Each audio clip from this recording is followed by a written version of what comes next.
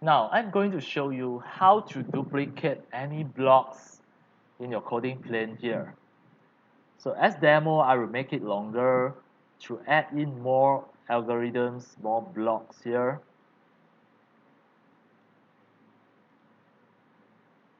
And now, let us have a demo here. The duplicate means copy and paste. If I move my mouse cursor to one of the algorithm and I right click, you have an option that is called duplicate. If I click the duplicate, it will duplicate together, start from there, and the rest of the following. It will duplicate together.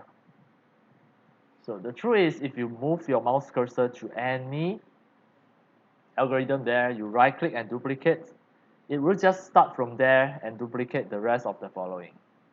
That is how the duplication will work. So the duplication also can consider as a copy and paste. For example, if you just want to copy this block, then what can you do?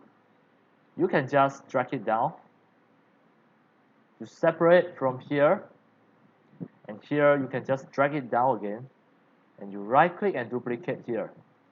Right click and duplicate, move it to other place, and then you connect it together. Now you have the duplication of any algorithm.